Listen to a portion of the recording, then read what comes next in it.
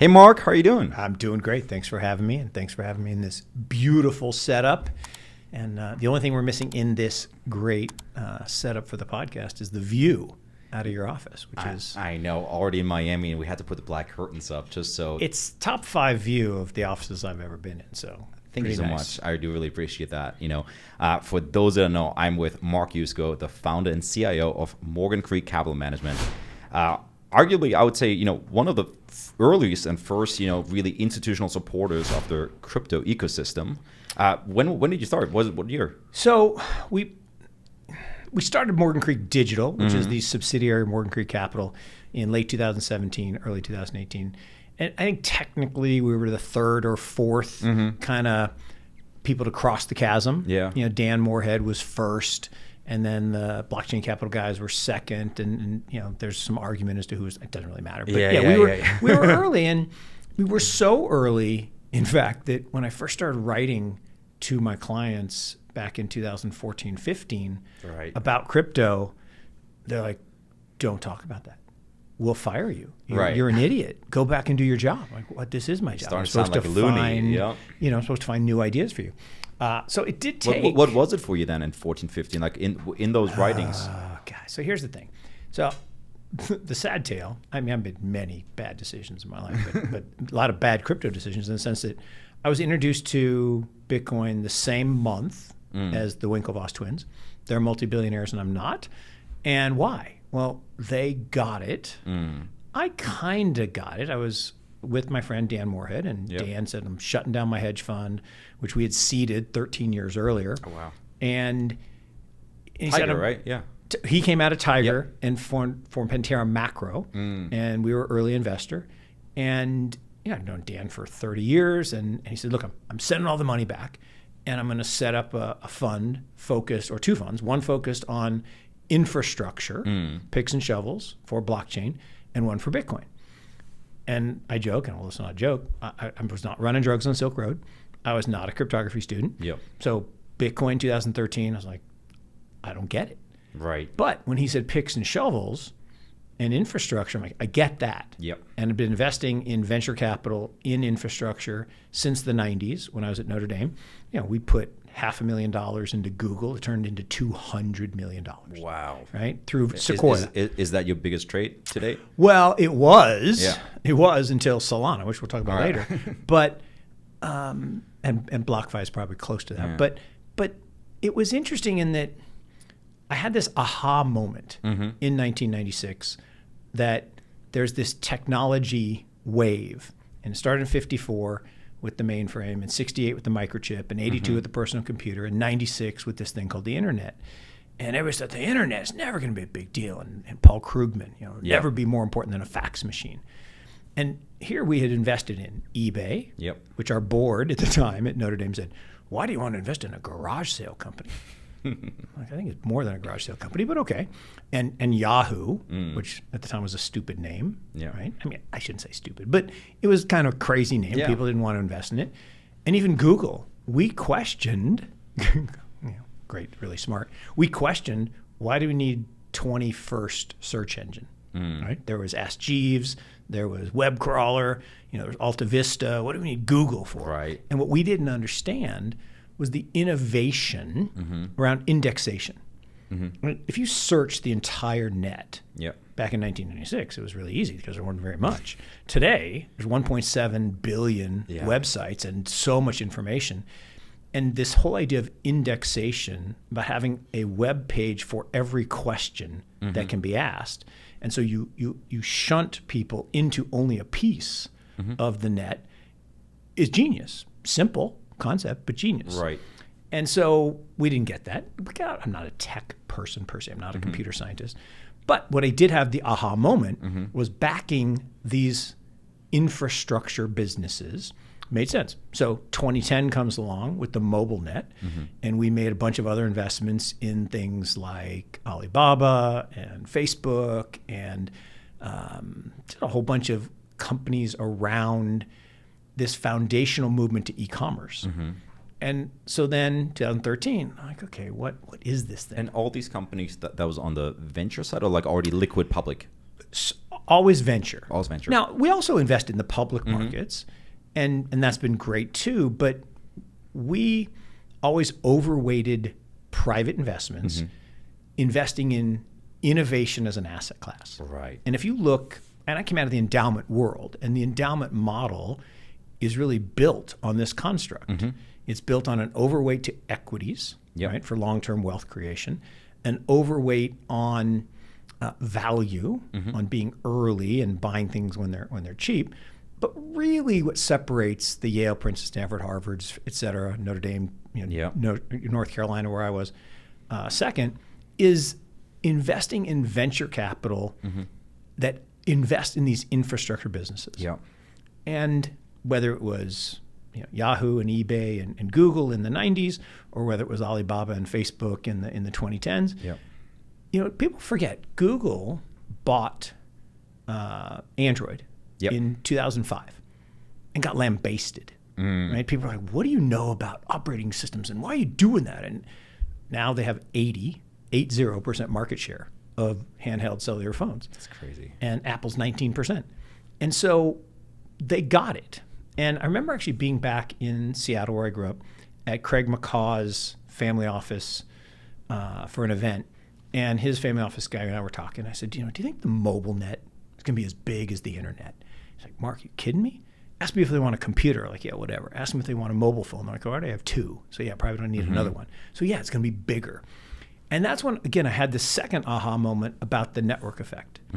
And that, a single mobile phone, it's not very useful. It's not very valuable. Two, more valuable. 2002, 2 million, or now 2+ billion or 10+ billion of connected devices, nodes in a network. And that relationship, everybody talks about now Metcalfe's law. Right. It wasn't standard thinking 10 years ago, 20 years ago. It started with this idea that networks were linear. Right? Sarnoff's law. And it's not linear. It's exponential. And exponential math, math is hard for most people, but exponential math is really hard. And I use the example of linear steps, right? I take 20 linear steps. I could be at your plate glass window on the other side of the office. If I take 20 exponential steps, I go around the world twice. Really? Wow. Twice. And, fold a piece of paper, right? Fold it once, fold it twice. I defy anyone listening to fold a piece of paper 7 times. You actually can't do it, all right? But if you could, and then get to 20, it'd be as tall as a house. Wow. 30 is the atmosphere. 50 is the sun. And 100 is the known universe. Think about 100 doublings, which doesn't sound like that many. So exponential growth is really big, and network growth. And if you look at the most valuable companies in the world today, they aren't companies. No. They're networks. Amazon doesn't make anything. Right. They connect buyers and sellers and take a cut. And now they do some knockoffs and stuff, and they're a logistics company, but they're a network. They're a search engine. At least that's always the Trojan horse. Same thing with Uber, never had cars, but I think in the long-term vision, self-driving, 100%. And look, the digital age is so unique in the sense that, the largest transportation company has no cars, right? The largest hospitality company has no hotel rooms. And the largest networks don't actually really care about product as much as they care about the network and the value of exchange. And so that's what I finally saw. And again, I wish I would have seen it in 2013, but I saw it in 2015 and started convincing clients to cross the chasm. And started with venture. And then we dabbled in the tokens. Never enough. In fact, funny story. In 15, I told my son, you're too young to remember, but there's this great movie called The Graduate, and he graduated from college. He said, "What should I do?" And his uncle says, "One word: plastics."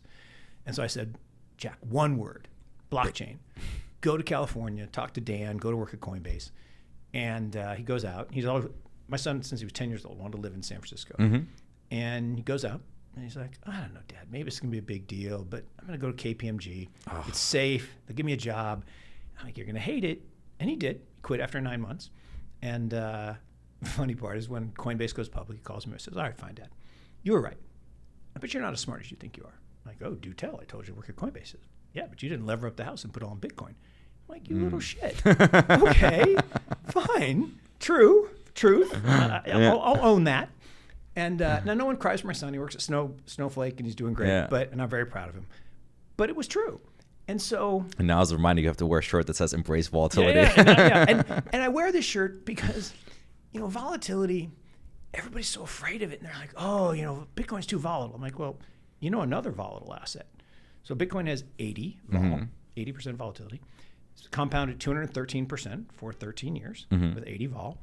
Another asset that has 80 vol, we were just talking about, Amazon. Amazon stock, it's been public for 26 years, 80 vol. The exact same vol as Bitcoin. Compounded 107% for that 26 years. And here's the crazy thing. In every single year, including this, it's had a double-digit drawdown. The average drawdown, 31%. Yep. Think about that. Peak to trough, 31%. Who would stay with that? 5 times more than 50%. Twice. 90 plus. No one stayed with that. The only people who bought it at the IPO 26 years ago and hold it today, I joke, Jeff, mom, dad, ex-wife, and this guy Bill Miller, who's a famous legendary investor. But everybody else gets shaken up by that volatility. And when was the right time to sell Amazon? That would be never. Never. Yeah. Never. And this is the same thing of Bitcoin and other things. These are networks that are going to be so important. And if we think about, again, my aha moment, and I wrote about this in a piece in 2017. I was literally in a RV, and I couldn't make this up, right? I'm in an RV in Eureka, California, with my son and actually both my sons and my wife, and we're doing this RV trip. And I had the epiphany that this is it's an operating system. Yep. Right, that this is a foundational layer like the internet protocols, right? There were 80 internet protocols, today there are 5. And there are going to be all these competing protocols. And now I think they're going to end up being 5, 6, 7, whatever it is. And once I had that epiphany, I couldn't unsee it. Right. And so I had to go deeper. And that's when we formed Morgan Creek Digital. And look, I spent 0% of my time in this space in 2013. 100% of my time in hedge funds, venture capital, private equity, traditional stocks and bonds. Today, 100% of my time, I'm a venture capitalist. And I'm a venture capitalist in crypto world or digital asset world. And that's really interesting because people are like, no, you can't do that. Oh, so I was talking to the point of my shirt. My shirt says embrace volatility. What you want to do as an investor is you want to own a diversified portfolio of the most volatile assets you can find that are uncorrelated with one another. That's actually, if I may, that's a great segue to one of the questions I actually had, because right now we're living in perhaps one of the most financially unusual times where you had, in the last 24 months, you've had oil going negative to now through the roof. Yeah. You had, gold, which should always perform so well in an inflation environment, kind of being a dud, to be honest. Total dud. Poor Peter. Tech stocks, had the run of their lifetime, and now many of them, like Peloton, PayPal, they're down 80%. And the housing market is booming, but even there, you're starting to wonder, like this is, people used to ape into altcoins, now they're aping into houses where they're thinking for like a good 15 seconds where they should hit buy. Right. In times like this, how do you think about portfolio construction when every asset class has question marks, so to say? Look, I think it is one of the best questions for today. I mean, not just today, you and I talking, but just generally speaking today.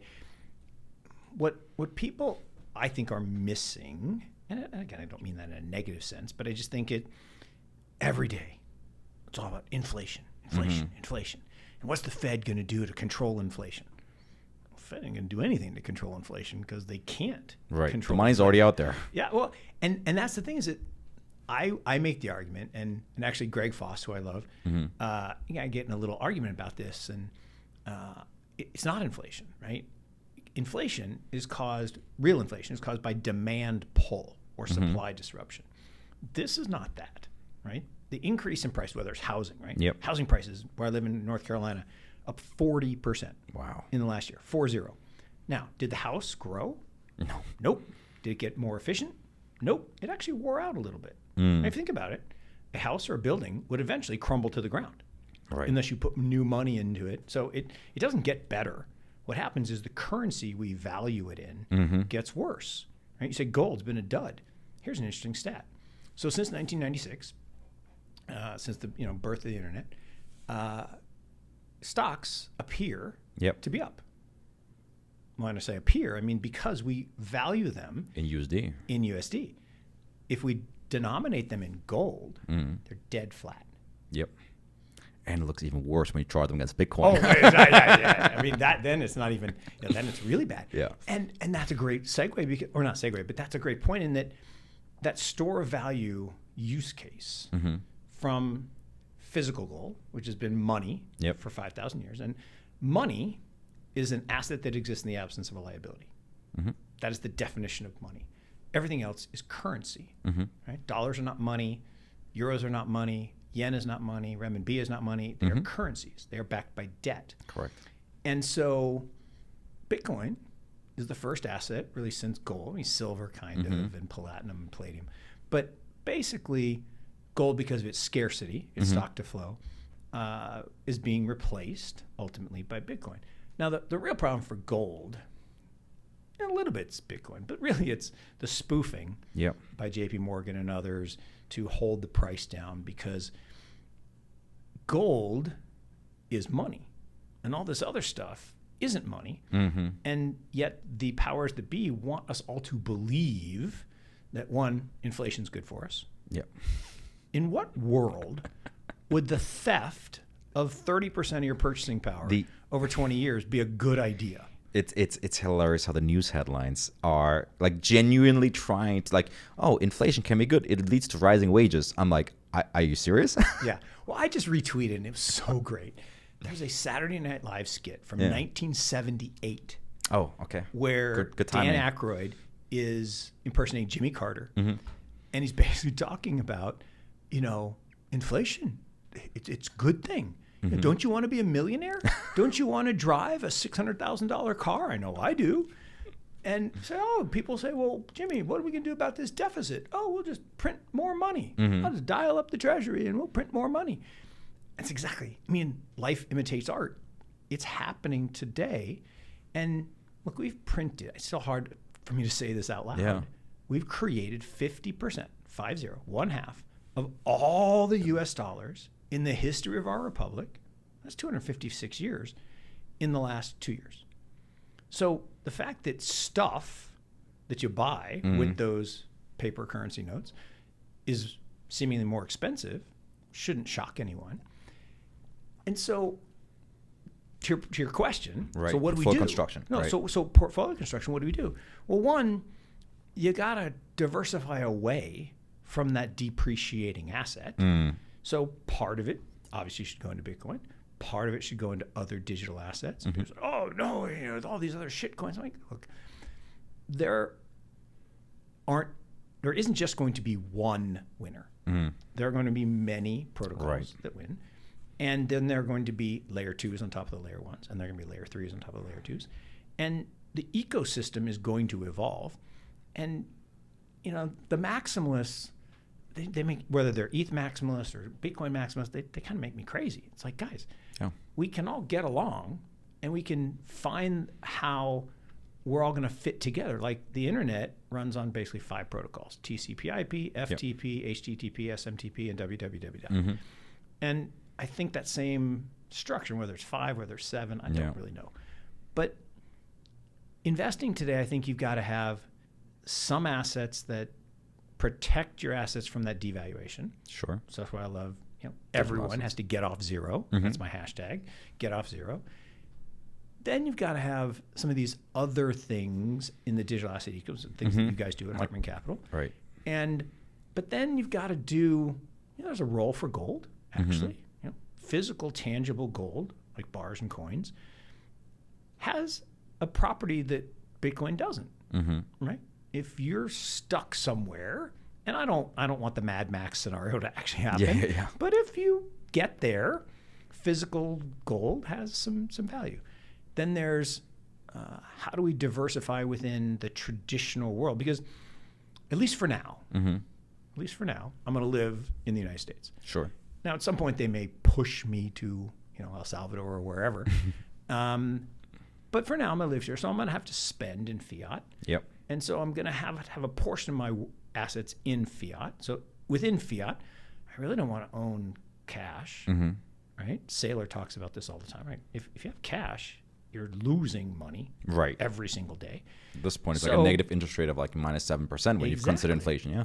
Exactly. So there are good arbitrage strategies, convertible bond arbitrage, merger arbitrage. We have a fund that does SPAC arbitrage called CSH. And, if you think about what a SPAC is, right? It's a pool of treasuries plus warrants. So you get these free warrants that may not be worth anything, but they might be worth something. On average, they're worth 3 to 5%. So you can make 7-8%. That's way better than, -7. Right. So I'd have a portion there, and I would have more liquidity today than normal. Okay. Because I think things are going to go on sale. I really do think there's going to be a compression in valuation once people wake up and say, like we saw in Zoom and Peloton and a bunch of other things, but the big stuff is still really expensive. See, but that's the hard part to wrap your head around, because the compression would still happen against US dollars. Yes. So why expect a compression which would, so to say, mean like the dollar gains value? See, here's the interesting thing about currencies, and you know this more than anybody, is I would say like one Bitcoin is one Bitcoin. Right.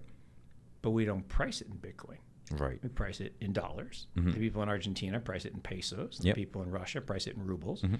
I used to say all the time, 2019 bear market, there was no bear market in Argentina for Bitcoin. Local Bitcoins went up. All-time highs, yeah. I remember, I think it was like 2018, 2019, hit a new all-time high. Rubles, right? If you denominate Bitcoin in rubles, highs a couple months ago. So it's about supply and demand based on the currency in which you live. And so to your point, the compression of the dollar, to me, is the loss of world reserve currency status, meaning the world reserve currency. Correct. And it becomes a world reserve currency, along with the renminbi and the euro and the yen, and ultimately, I think probably with Bitcoin. And here's the interesting thing. Everyone's like, oh, the Dixie, the DXY is up. I'm like, well, right, but what is the Dixie? It's basically the euro, the yen, and the dollar. So yes, the dollar is less bad than the yen and the euro in terms of money printing. But the dollar is down versus the renminbi the last 2 years. People are like, no, it's not true. Well, it actually is true. Look at the ruble. The ruble's all the way back to where it was before the invasion. Yep. Right? It lost like 50 or 60%, all the way back. So that means the dollar's not really as perfect as we think. So one of the struggles is, I think, the crux of your question. Well, if that's true, and there's going to be all this compression, and my currencies are getting devalued, why wouldn't I just get all my stuff into this digital world and preserve the purchasing power and preserve the wealth? I actually don't have a really good argument against that. Although I did say on stage today over at the conference that, look, if you have 90+% of your, net worth in Bitcoin, that's probably too much. And you're probably going to make more money in other projects and in other protocols. It doesn't mean you should sell all your Bitcoin. It's just, I think Bitcoin from here is an easy 10x. Yeah. Right? Gold equivalents, easy 10x. Now, can it do the next 10x, which would be 100x from here, which would be all global M2, 86 trillion? Maybe, probably, maybe. Might take a little longer, but take a little longer, but maybe. But in that same time period, are there going to be projects that replace fintech? I love this line. I don't remember. I wish I could give credit to who said it. There's no tech in fintech. We're using Fedwire and Swift and ACH and all these 80-year-old. Just UIs, UXs. Yes, exactly. The front end is beautiful, but now we need back end. And whether it's, there was I was on a panel and they were talking about, are Bitcoin stablecoins going to replace all these other stablecoins on these other chains? Like, well, I could make a case why that would be better. But here's the thing. The Nobel Prize 4 years ago went to a guy named Paul Romer, who created the theory of increasing returns. And what he said is it's not the best technology that wins. is the technology that gets critical mass fastest. Correct. Yep. And whether it was VHS versus Betamax or any other of these things that get that critical mass. And USDC is $258 billion in market cap. Yeah. Could you displace that? Could you get like when you say stablecoin, that's what I think of. And there are a lot of stablecoins. Yeah. But like Tether used to have that kind of like Correct. market share, but now like USDC, because of its partnership with Coinbase and Circle, better trust, it's more integrated on chain. Yeah. And that's not saying anything negative about Tether or GUSD. We're investors in Gemini. I love Tyler and Cameron, and I think they're great managers, and they're building a great business. But if you think about the liquidity in the market today, I think USDC trades more every day than the market cap of GUSD. Yeah. And I hope the GUSD becomes a multi-billion, multi-tens of billion, hundreds of billions dollar But there's a certain critical mass and the integrations that you have, because with every extra integration, the next builder, the next founder saying which stablecoin to integrate it with, well, the one that people already have. Exactly. And look, could it all, Elise, who was on the panel with me, said, well, the kill shot is going to be a Bitcoin stablecoin, right? Could. When it happens. Could be. Yeah. Could be. Look, it's possible, but you have to change behaviors. Yeah. And first, I think someone has to create a wallet that works as well as MetaMask. Correct. Right? Because that's, for me, like I met a developer who's building on top of Bitcoin, and I said, look, we don't invest into Bitcoin-based startups. Why? Because I think there's a lot of friction. Yeah. All the users are currently in the EVM world, right? Like with Ethereum Virtual Machine, if you have a MetaMask, it doesn't matter if you're in Ethereum or Harmony or Polygon, it's the same wallet, the same interface. Yeah. But now if I need to onboard somebody to, get a new Bitcoin wallet, right? And then also you lose the composability. You can't tap into all the DeFi that already lives there. Yes.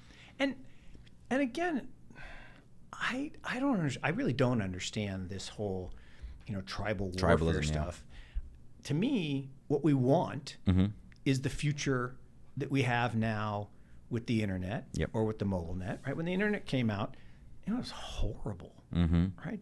Video on demand. Who's going to wait 4 days to download a full-length feature film? Yeah.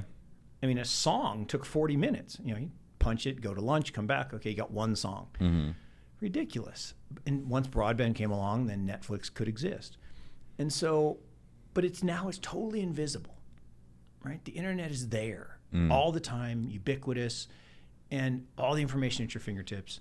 Same thing with mobile, right? If mobile commerce in the early days, no one wanted to put their credit card number in, and now it's stored safely, encrypted, and you can hit one button, Amazon One Touch, and or whatever it's called. One-click checkout. One click. And so all of that is now invisible. And that will eventually be the case in digital assets or crypto. And when that happens, whoever happens to have that browser-esque interface, that's the winner. And we've made a couple investments that I think have a shot at doing that. Like Strike or? Well, Strike's certainly there on the Lightning Network. We think that's an interesting, but I'm thinking Ledger and what they're doing with custody or custody as a service, right? And a software solution. And I can envision a world where they or someone like them is the Apple of Web3, and Web3 just meaning the ownership economy. Because I think this is something to really think about too. Like hardcore Bitcoin lovers or even Ethereum lovers, they think that decentralization is the one and only feature that this asset class brings. And in order to have proper decentralization, you got to self-custody and so forth, which, I don't know if my mom and dad or my grandma will ever self-custody. Not happening. Right, it's not happening. So there's other features, for example, like Bitcoin, the limited supply, with Ethereum, the composability, the fact that any asset can be tokenized and then any program can engage with one another, right? So there's a lot of features beyond that, which even if there are centralized services that enable that, where the average person can use blockchain without even knowing that they're using blockchain. Well, and to that point, look, in the short run, you're 100% right. Like, my dad loves his Bitcoin, but he doesn't actually own Bitcoin. He has a Coinbase account. Yep. And he loves it. And there's no way I'm going to have him at 84 years old memorize a seed phrase and try to manage it. And he's very happy. He says, but he doesn't own Bitcoin. It's okay. He's very happy. He likes managing that account and playing with other things. So I do think as we go from TradFi to CFI to DeFi, yes, digital natives, the under 30, I talk about this all the time. If you're over 35 and you ask somebody, who's your broker? UBS, Merrill Lynch. Why? How much gold do you have? I don't know, 3-4%. Why? How much Bitcoin do you have? Oh, you're kidding me. 0. It's a Ponzi scheme. Didn't you hear Warren Buffett? It's rat poison squared. How often do you use DeFi? What's DeFi? What? Ask anyone under 35, who's your broker? What's a broker? You mean my Robinhood account? Yeah. I got that here. eToro. How much gold do you have? Oh, are you kidding me? Boomer rocks? 0. How much Bitcoin do you have? I don't want to talk about it. Why not? Because it's a really big percentage of my net worth. I'm kind of embarrassed. How often do you use DeFi? Every day. So the digital natives, my 11-year-old son, absolutely. He's going to be very comfortable. Yep. But what it really has to be is invisible. And someone will, and I hope we invest in them, someone will come up with a non-custodial solution that is invisible. And then your parents and grandparents and my parents can eventually get into the world of actually owning these digital assets. It'll be here. I'm not a coder and I'm not a true computer scientist. I mean, I've invested in lots of them, so I think I understand a little bit, but I don't really know what the biggest tech challenges are to get to that point. But I know a lot of smart people are working on it. Yeah. I mean, a big part of it too with DeFi is that, for example, the wallet would pretty much pre-scan the smart contract. Like, anytime you want to engage with something, maybe it does a test transaction, or it verifies hey, what does it actually do? Because so many times you send tokens somewhere and then you don't even know what happens. Like, the average person is not a coder. The average person is not going to go in Etherscan and verify every single line, right? That it, for example, says like red flag 1, this smart contract allows the admin to pull assets, right? Red flag 2, this contract allows minting of new tokens, right? Well, we just saw that, right? I mean, it's unbelievable, right? The guy figured out that in this DAO, the largest owner was 9%. So he got 11% and passed a motion or whatever it's called, to mint 1.5 trillion new tokens. Oh, really? And he stole $1.8 billion. Which project was this? I wish I could remember. Felix, was it today? No. This was a couple weeks ago. I did a. I'll look on my notes. Yeah. I did a presentation yesterday. It was kind of cool to SEBA, which is the corporate pension fund kind of group. And there's a couple of amazing things. So one, I did it with Cam Harvey. So Dr. Harvey's a professor at Duke, and he runs a blockchain course. And he was going through the 9 risks that we have to overcome to get the benefits of digital assets. Right. And one of them was this governance risk that we all say, DAOs are awesome. They'll replace corporations, and they'll replace LLCs.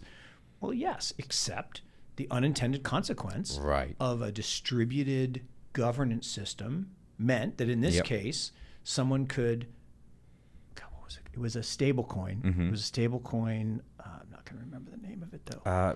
I mean, there was like a depegging recently with USDN. I don't know if it's that one.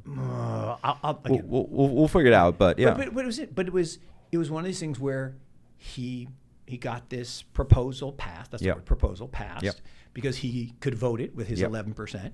And make a long story short, he then minted his 1.5 trillion new tokens and then started selling. Just mass selling, Just mass selling. And he got 1.8 billion converted to USD before it got shut down and literally went to 0. And so I think you look at that, you say, oh, geez, I didn't think about that risk. You know, diversification, decentralization seems all really good until you realize, oh, that's a problem. So, to your point, there's going to be mistakes that create companies that learn from those mistakes that then create technology to avoid those mistakes. And look, in the early days of banking, online banking, there was all kinds of problems. In the early days, people never would put their credit card online. And now, because it's encrypted, it's probably safer than a lot of other things. And so the technology catches up because scammers, hackers are really smart. They're smart. And so they're going to exploit these different, loopholes, or not even loopholes, but weaknesses, attack vectors. And DeFi has another attack vector, like these flash loans. Yeah, flash loans, bridges. Yeah. I mean, and it's funny to watch, like, these communities that are developing around NFTs, which I think are awesome. I just wish it would change to digital property rights. Sure. Because NFTs, everyone thinks JPEG, picture of a monkey, but to me, or an ape, I think of it as every asset in the world, everything that's titleable, will be a token. Yep. And like token doesn't mean shiny little piece of gold. Token is an entry in a ledger. And that ledger is open and transparent and encrypted and secure. And that's the whole promise of blockchain. And so, yes, we're going to get there. But in the interim, you're going to have people buy a Bored Ape and take a flash loan and sell it to himself for $400 million. Oh, that's the new price. No, it's not. That's a fraud. That's a scam. I mean, and so until we collectively as the community can protect against those types of outcomes and events, it's going to be hard for the masses to trust.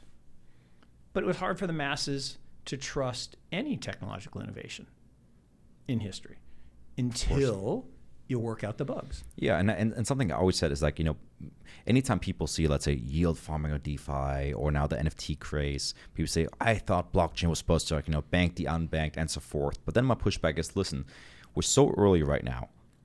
I don't want blockchain currently to be used for the unbanked. You know why? Because there's so many flaws, so many errors. Let people that can afford to get hacked, right? Like, this is a testing ground right now, right? Like, let's get all the hacks out of the way. You know why? Because with every hack we learn, we improve, we adapt. And that's the whole concept of anti-fragility, that Taleb writes about. It's Michael Steinhardt, famous hedge fund manager, had a great line, but it says, make all your mistakes when you're young, when you don't have any money, and then learn from those mistakes, and then don't make them later, or don't make the same mistake.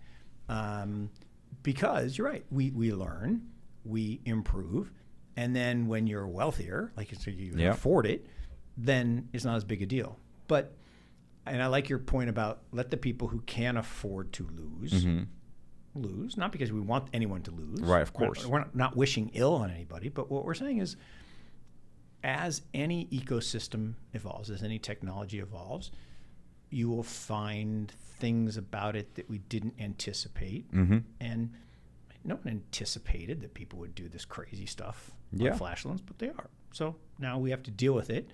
And there will be ways, like you say, of having audits and other things. So Now, you've been, from the days when you said, like, get off zero. That was one of your first, kind of sayings. You've been talking with, like, institutional allocators in this in the traditional space to get them into crypto. How would you say have the conversations changed since then? From anti-Bitcoin to pro-Bitcoin, perhaps, to putting on the balance sheet to DeFi. I don't know if they're even talking about that yet. Look, I wish I had a good answer for you here, but it was a little depressing yesterday. So, 2018. I first started talking to people in the institutional world about this in 2014, 15, and they were like, you are an idiot. Leave me alone. Don't ever darken my door. Like, wow.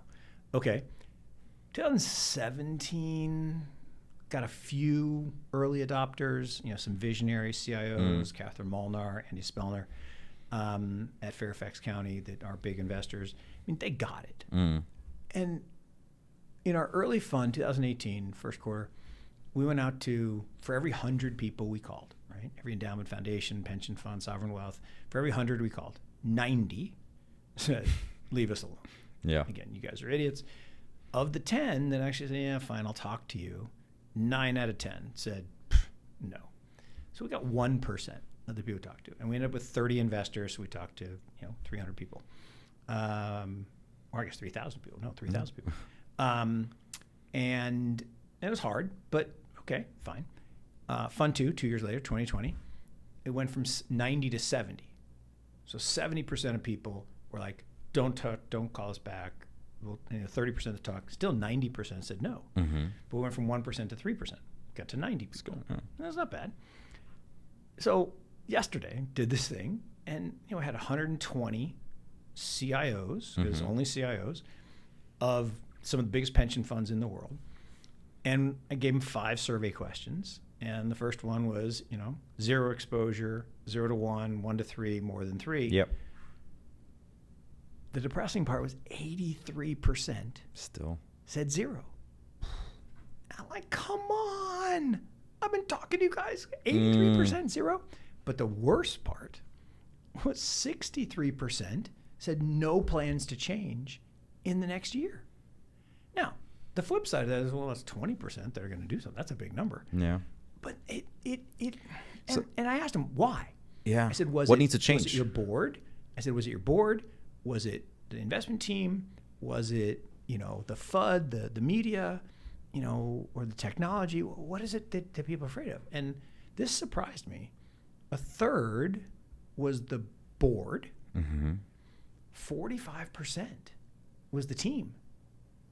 Now you think about it, there's an element of, I don't mean to disparage all of my kind, but boomerism. Right? So I'm the second to last year of the boomers. And most of the people that are running these funds are in my age category. Not everybody, but many. And I think there is a bias, clearly, to the traditional financial system. Sure. And what I've seen in most of the conversations with the ones that have adopted, you had a young person on the team who was like, hey, we need to look at this. Yeah. And let me do the work for you and present it. And then you had somebody say, okay, yes, we'll do it. Now that's, there's a very large pension fund we're talking to, $200 billion plus, and they have a guy, my age, and he's very into this, right? He spends 40 hours a week thinking about this stuff. Now his board said 0. And so we're trying to figure out a way to get off 0. So that's rare, but it's a long-winded way of saying the conversations have changed. Sure. From leave us alone to, okay, venture capital, venture capital's good, to, okay, I want some liquid exposure, but can you help me with this vol? So we actually created something called the Risk Managed Bitcoin Fund, which uses trend following strategies to take the vol from 80 to 40. Gotcha. And we've had some interest in that. And now we're starting to see people say, hey, what about these stable coins, right? If I'm getting paid 0 in cash or worse, negative in Europe, how could I convert? And so, Gemini's got a product, and others have products. BlockFi, which big investment of ours, has product, and so I'm introducing them into that ecosystem, just to dip the toe, right? I mean, this one company, they have $20 billion in cash, earning 0 to negative. 0. It's like, look, I'm never going to convince them to do it all. But could I get them to do 50 million or 100 million? Maybe. And they will once they do it the first time. And 1, doesn't get stolen. 2, they actually get paid. Sure. And it's like 3 years ago, 4 years ago. Time flies. 4 years ago, we went out to a bunch of pension funds. And said, here's the deal. Give us $1 billion. So we went to big funds, like 60, 80, $100 billion. Give us $1 billion, and we'll buy Bitcoin for you. Cold storage, take care of it, charge you no fee. If you make 3 times your money, above that, we'll take 30% of profits. Smart. And they're like, no fee. Nope, still can't do it. Now, it's crazy because we would have made a lot of money. But they liked the idea. And they wanted to do it, but they just couldn't get past this. Look, until you have the epiphany of what blockchain technology is, right? Which is a transparent public ledger. That's all it is, right? It's just code. And that it's an operating system for value transfer. Until you see that, you're going to be afraid of it. You're right. Because, you know, the incumbents are calling it rat poison and you know, fraud and you know, it's like even Jamie Dimon again. DeFi's real, and what do you say? DeFi's real and something else is real, but he still won't say Bitcoin's real. Bitcoin's real, all right. Like, dude, come on. You've got a other side of your house putting out 196-page reports saying it's the future of finance. But it's understandable in that he was also quoted saying they're grappling with the diminishing role of banks. Sure. In the future of finance, right? Which is, of course. And that's the evolution of technology. So I get why they're worried, and I get why they're fighting against it. Incumbents always fight disruptive technology. I think the point you made earlier about, you know, the fintech, it's the future of banks is very similar to what fintechs have been doing. You know, that I think banks can have a place as a more user-friendly UI UX. Yeah. That's backed by DeFi, right? Yep. Just like fintech was a nicer UI UX on traditional payment rails, right? Yeah. Because ultimately, like in my mom, dad, grandma, and so forth, they still they want to have maybe an easier user experience than like what a MetaMask currently offers. Yeah. And that's exactly right. And ultimately, we're not going to jump the shark, so to speak. Maybe a bad analogy, but we're not going to leapfrog over CeFi. No. We're not going to go from TradFi to DeFi. We're going to have this middle ground. And right now, you've got companies that are building CeFi platforms and franchises. Sure. If I were one of the TradFi groups, I would be buying them before they become dominant and replace them. But they're not, or maybe they're trying. But that's where I would go, and maybe also have like I mean, listen, if I was JP Morgan, it'd be so cheap for them to have a fund that makes sure that they own, let's say, 5 to 10% of all the compounds, Aves, swaps in the world. Unbelievable that they don't. Yeah. Unbelievable that they don't. At least Bank of America has bought up a whole massive patent portfolio. Very smart, but yeah, I mean, look. Incumbents do really dumb stuff. It's like I talk about this all the time, and that the U.S. government uses a pay-as-you-go system for Social Security, Medicare, et cetera. Sure. Singapore actually takes the money and invests it in the best companies in the world. And they are overfunded, and we are underfunded. Underfunded, yeah. And it's because they treat it like an asset that has to be invested to earn a yield to pay for the future liabilities. Versus directly spending it. Versus just spending it. And the same thing is, again, if it were up to me, I'd do a couple things. One, I'd say it's illegal for anyone under 65 to own bonds in their retirement account. Literally, you're 25 years old, 35 years old, it should be against the law to own bonds. You should have to own venture capital, real estate, commodities, equity. And then when you turn 65, 75, whatever, you can't touch the money until you're in your 70s. Well, the unfortunate truth, and I think you actually you tweeted about this today, is with the accredited investor laws. Oh, God. It's like you can't, like the 25-year-old can't even invest in venture capital, right? All they're available, I guess, is, let's say crowdfunding, which isn't even the highest quality. Because what I tweeted, it's a gated community. Yeah. It's not to protect the little guy or gal. No. No, it's to protect the rich people. And look, you get me all on this whole thing, that this is all part of the plan. Sure. People seem to think for some reason that the Fed was created to help. No, the Fed was created to create a banking cabal. It was created to fund and support banks. And it's created to siphon money from the masses to the rich. And Credit Investor Standard does the same thing. And there was somebody tweeted out the stat that 40%, I don't know if this number is right, so we fact check it, but 40% of small businesses in California closed in the last 2 years. And someone said, oh, isn't that a shame? I'm like, well, it actually might be part of the plan. I mean, the dictator playbook goes like this. You turn capitalism into cronyism. You populate the top of the pyramid with all your cronies and friends. Then you devalue the currency, impoverish the masses, give them free handouts, UBI or subsidized electricity or whatever. Look at Venezuela, look at Argentina. That has been the playbook and nationalizing, of every dictatorship in history. Because you ask yourself, how does a dictator stay in power? And how do the people elect these bad people? Dependency, yes. And if you give people free stuff, turns out they will pay for it. And so you got our current guy saying, well, he's going to give people debt forgiveness on their student loans if you vote for me. I'm going to give you UBI if you vote for me. And look, the funniest lines were also when there was newspaper headlines about, we're going to give people relief stimulus to fight against inflation. Oh my gosh. Yes, the Canada one. I mean, come on. But they can't even do that right?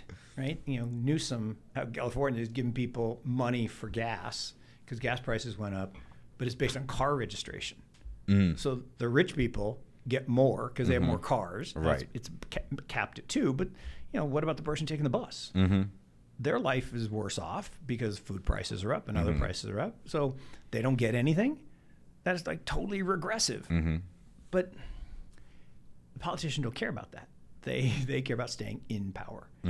And I joke all the time. There's no left, there's no right, there's no Democrats, no Republicans. There's in and out. When you're in, you do or say whatever it takes to stay in. And when you're out, you do or say whatever it takes to get in. And look at the current guy. So before the election, remember, oil stocks were collapsing because he was going to be tough on big oil. Yeah. What's the best performing asset this year? Energy stocks, oil stocks. Why? Well, once I'm in power, geez, they write me big checks, don't they? Oh, so that XL pipeline? Oh, no, I'm not passing that. So incentives matter. Right. And we have an incentive system, I think, that's broken. We have this political class that's allowed to stay in power forever. Term limits would solve some of that. Actually, true campaign finance reform would solve some of that. But at the end of the day, if you can get paid tens of millions of dollars to get elected, because it costs $100 million to become a senator in this country. How many people will spend $100 million of their own money? Howard Schultz, Meg Whitman. Sure. That's about it. Everyone else borrows it from others. So you owe people stuff. And I don't want to go all the way back to the framers, where it was 2 years, it was service, it was like it was like the military service in Israel, and then you had to go back to your farm and work. So maybe longer than 2, maybe it's like 6 years or something, so you can get stuff done. But career politicians, people that owe people favors, we're not going to get the best outcomes for you and me, and for the average person. We're going to get the best outcomes for the crony class. The irony is that I've seen, especially because now there's new elections coming up, I've seen more and more candidates start running on a crypto agenda almost. You heard it this morning. Mayor Suarez, right? He says, in 2024, our next president must be pro-Bitcoin. And to your point, you've seen lots of people say, if you're not, there can be 2 classes of politicians, pro-crypto and anti-crypto. And what's really interesting about that is it's kind of united this whole idea of left and right. Like I said, there is no left and right. It's just in and out. So people are saying, ooh, there's a lot of voters. With money. With money. Yeah. They care about this stuff. And, clearly Suarez was saying, I'm going to run for president and all this. Fine. He's a charismatic guy. He's done a lot of good stuff down here in Miami. But what I think is really interesting about that is you do have to acknowledge that this technology is really important to this generation, right? Your generation coming up is digital native. My 11-year-old son is a digital native. And that generation believes in the freedom component of crypto. It believes in the non-seizable, non-censorable component. It believes in the equality, the self-sovereignty, the redistribution, the non-inflationary money, deflationary money. Jimmy Song, God bless Bitcoin, et cetera. So all of this is really important. And someone said, caption this picture. And it was Biden with his executive order. And someone said, malarkey. I'm like, no. He doesn't think it's malarkey. He's like, millennium voters. That's what it means to him. And so by basically not banning it, and basically saying, I want all of my, 7 departments to work together to bring some, things that encourage innovation. I mean, he actually said intelligent. It's like the first intelligent thing I've heard out of the administration since they took over. And it's because they get that there's, 44, 45, whatever the number is, million people under the age of probably 30 something that own this stuff, care about this stuff. And I don't want to say they're single issue voters because people care about a lot of stuff, but it's a big issue. I would say some certainly are. Certainly, I mean, because ultimately also like for a lot of this generation, crypto were the first investments they've ever made. They might have never owned a stock before. Right. That's introduced them to finance, maybe it even, changed their life financially. Yeah. And there's a certain loyalty that comes with that, Yeah, and look, we all, at our root, right? Human beings all want the same thing, right? We want some comfort. We want some stability. I talk about this all the time. Like, we are so lucky, right? We're born here in this country. And it's because we can not have to worry about Scud missiles overhead every night. Yeah. Right? There are people who go to bed at night worrying about missiles flying overhead. It's kind of crazy. We don't have to worry about food shortages yet. So they're because our logistics systems are really good.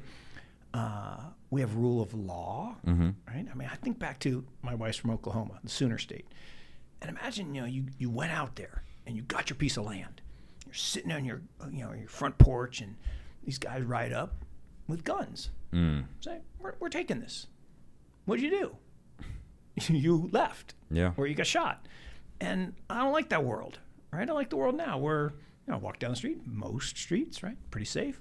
Now, bad stuff still happens, but the rule of law works, and then common law works. And this is, again, why I get so excited about the digital future, is what common law is based on contracts and the belief that property can be owned and it can be transferred. Well, that relies on people, and humans have foibles and flaws and bad incentives. So in a world of contracts and code, why wouldn't we trust the code more than the humans? Why would I want derivative contracts to be drafted by Goldman Sachs? Nothing against Goldman Sachs, but why wouldn't I want them to be drafted in code? Well, I would. I use the example I was getting lost. You get lost, you don't stop and ask directions. No, especially not where I live, right? They say, well, go to where the general store was and turn right, and then go to where the oak tree was and turn left. I'm like, I don't know where that is. I didn't live here 20 years ago. Right. And so what do? I go to Apple Maps or Google Maps. I trust code. And when I want to know a fact, I go to the internet. And now you have to check everything because it might not be real. But even that you can do. You can check. And I think in this transition from the human property right world to code property rights, it's awesome because it also unleashes human potential. Yeah. And again, Jimmy talks about this and others talk about it.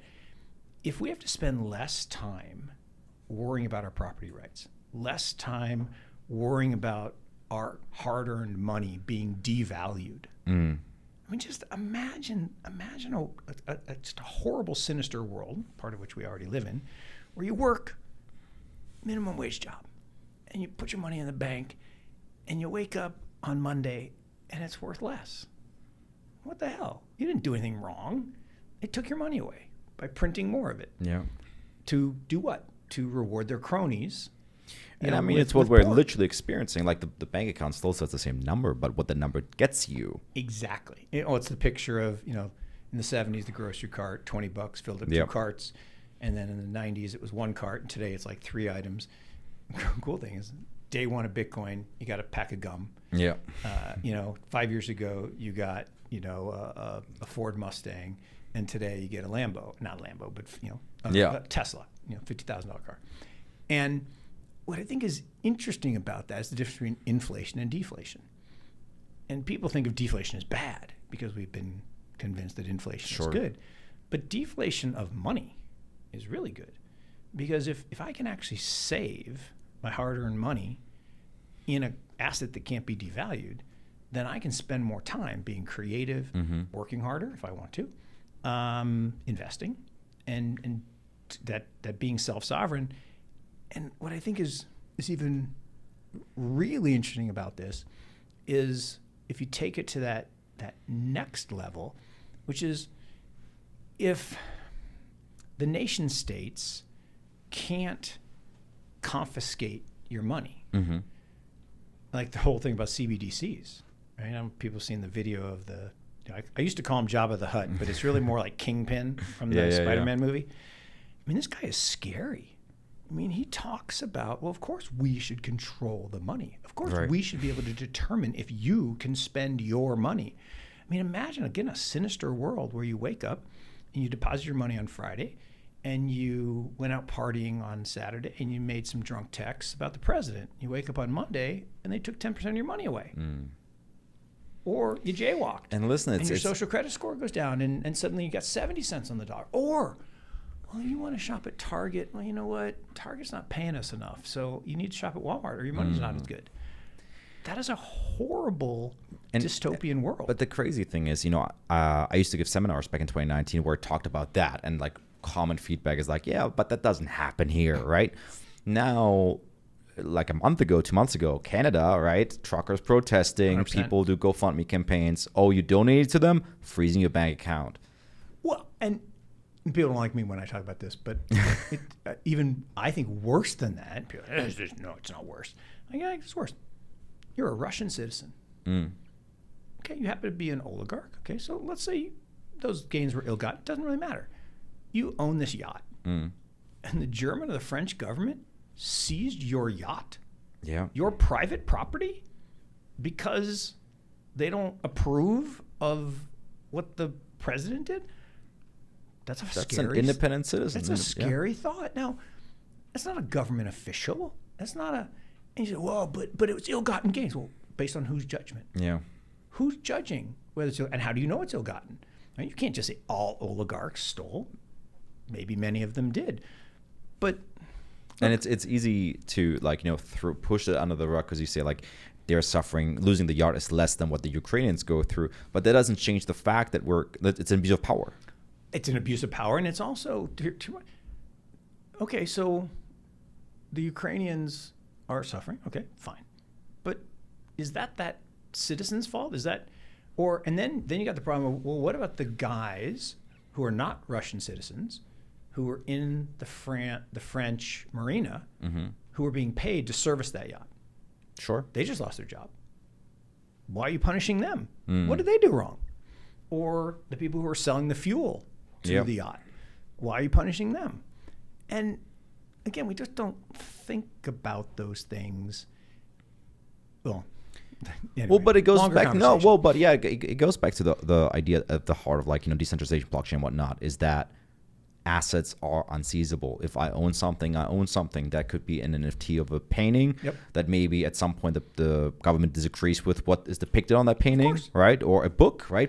One of the beautiful things of blockchain too, that some of the biggest dystopias it has already solved, right? There's the idea of book burning, Fahrenheit 9/4. I forgot the number behind it, right? 9/11, so Fahrenheit, Brave New World, and so forth.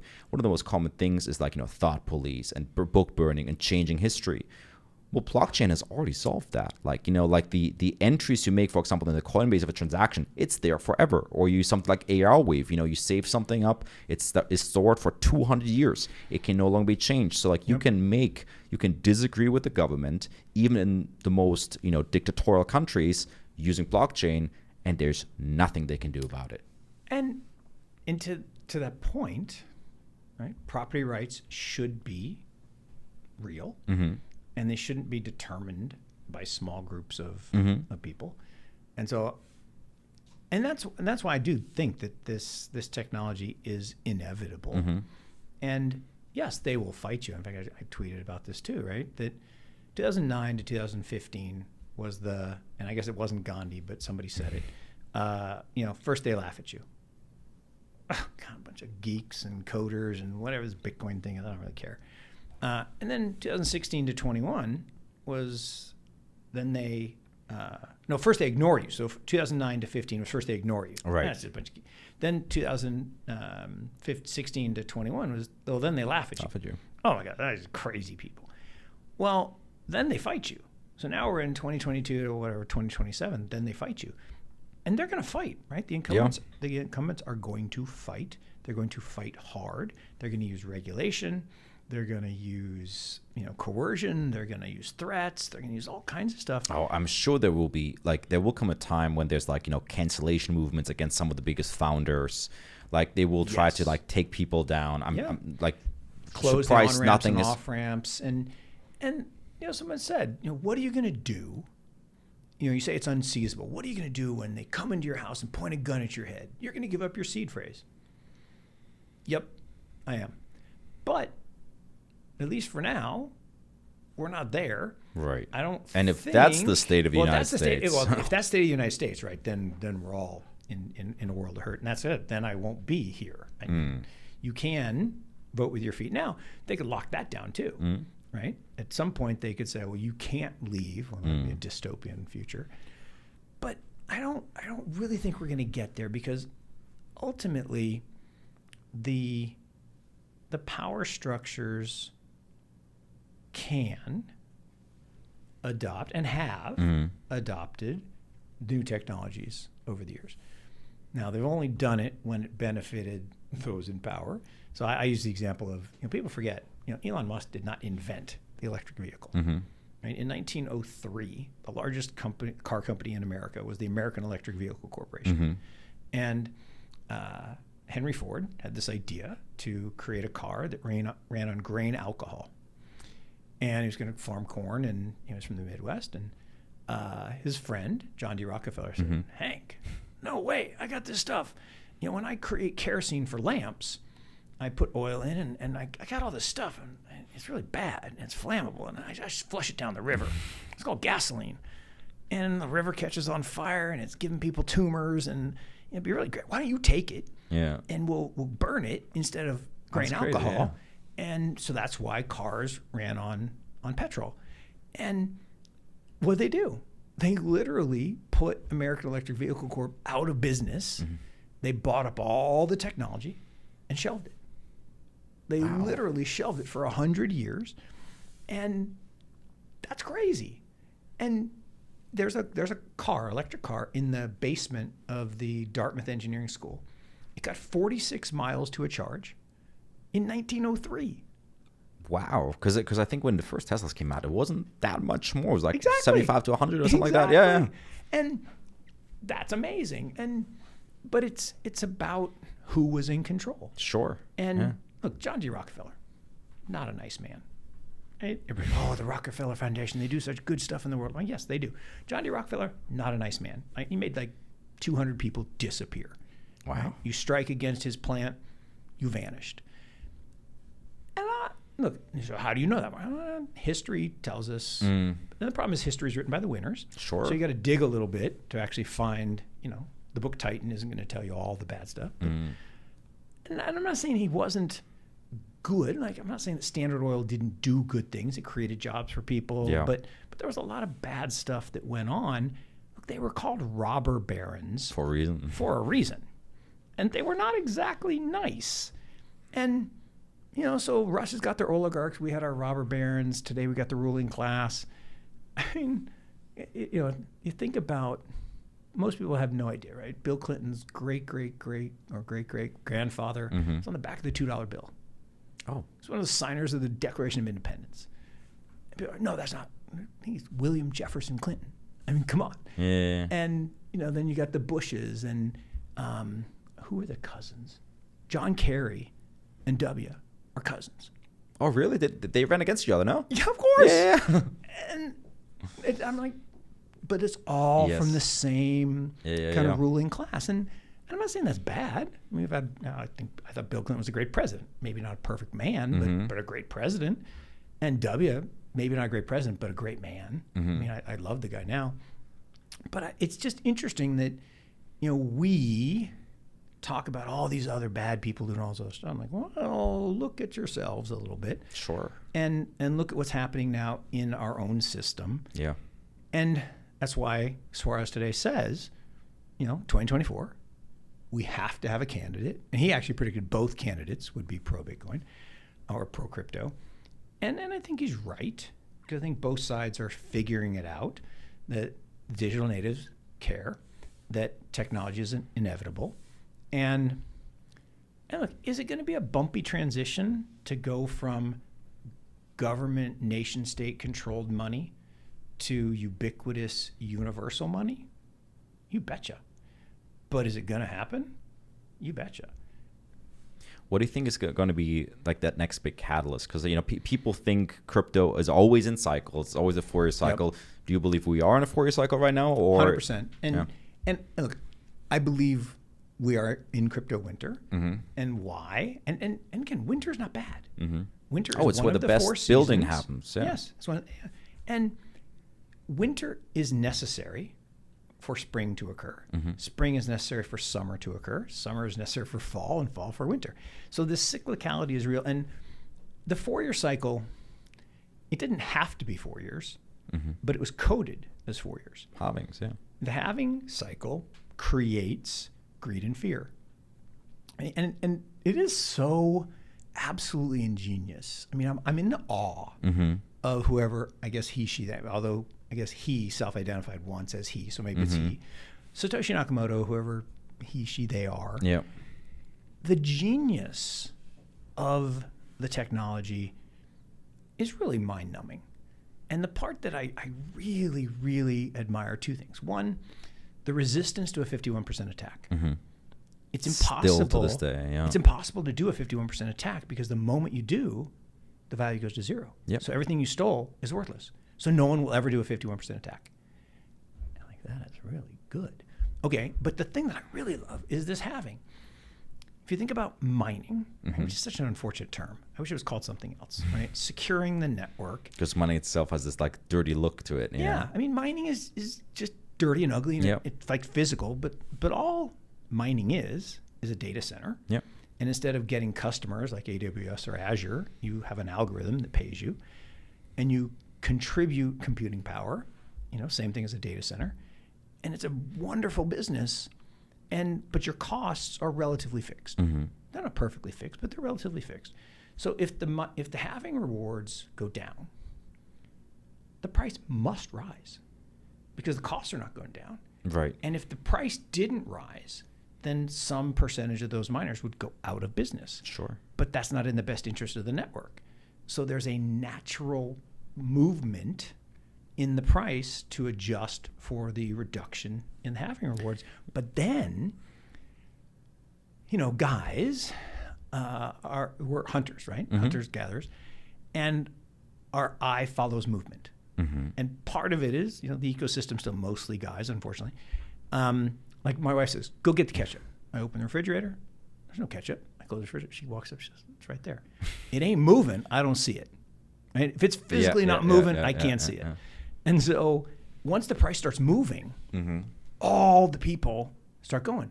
And then price deviates from value.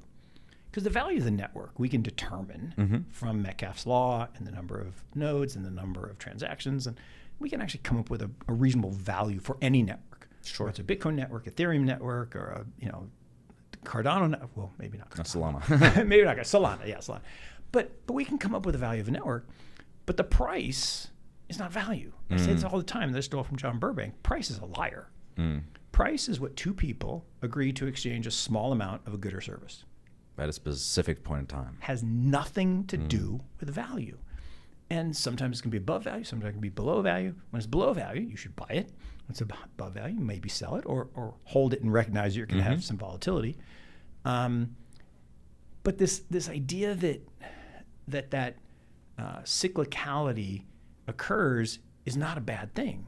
That's the volatility, but it attracts attention. Yeah.